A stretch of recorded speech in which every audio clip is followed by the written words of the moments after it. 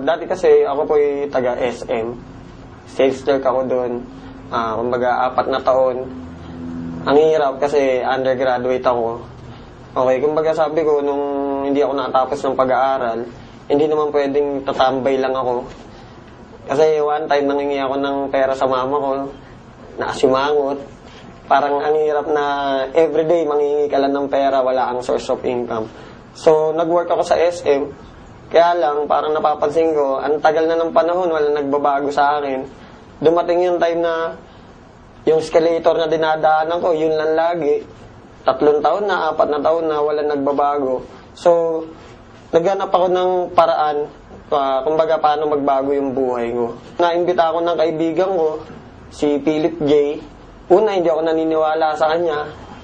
Ang tagal niya ako iniimbita, pero wala kasi sa SM, syempre, 8 oras ka nakatayo. Kumbaga, pag day off ko, nagsisinungaling na lang ako, kunwari may lakad ako para hindi ako makapunta sa kanya. Pero yung time na nakita ko yung negosyo, isa lang sinabi ko, isa lang naisip ko, sayang.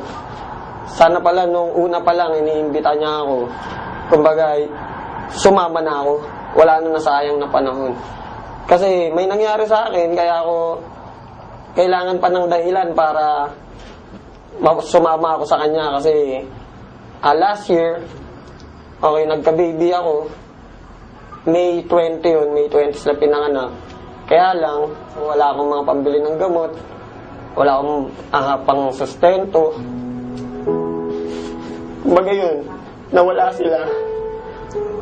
Okay, nawala sila May 20. Libing nila May 21, yan yung birthday ko. Kaya yun nangyari sa akin. Iniingitan niya na ako nung before. Hindi ako sumasama. Pero nung nangyari yun, nawala yung 2 kong anak, kambal yun.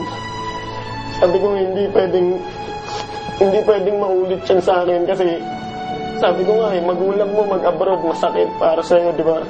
Anak mo pa kaya, ilibing mo sa araw ng kaarawan mo. Sobrang sakit. Sobrang pag naalala ko yun. Isa lang na sabi ko, buti na lang ngayon, kaya ko na.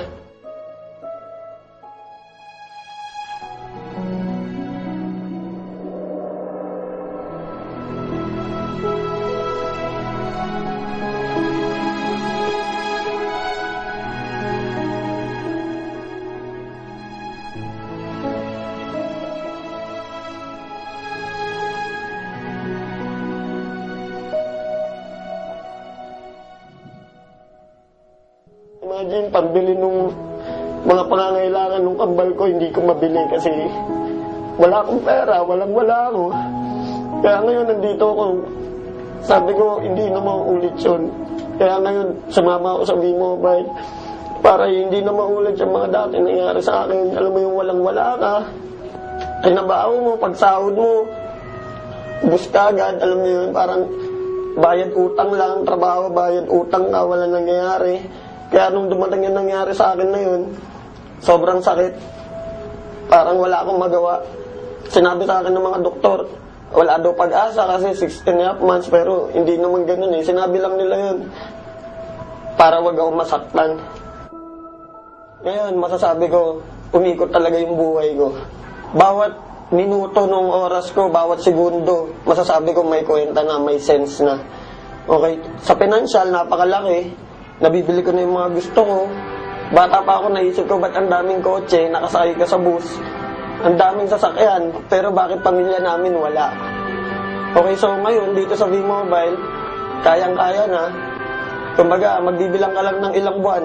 Gusto mo ulit bumili, kayang-kaya mo.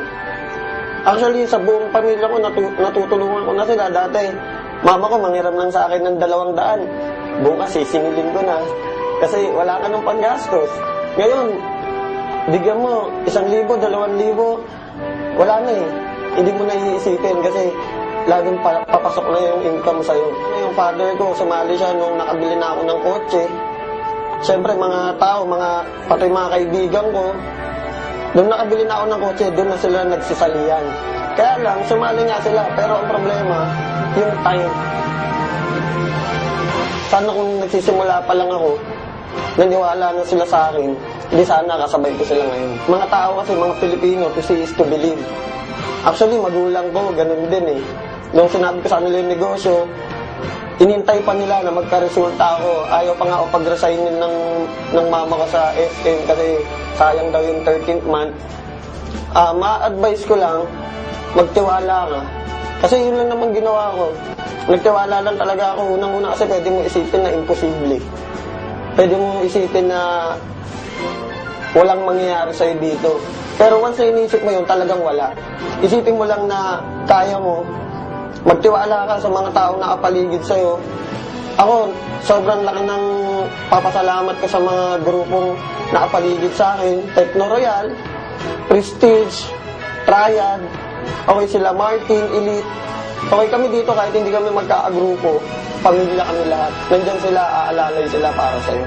Sobrang nagpapasalamat po ako sa V-Mobile.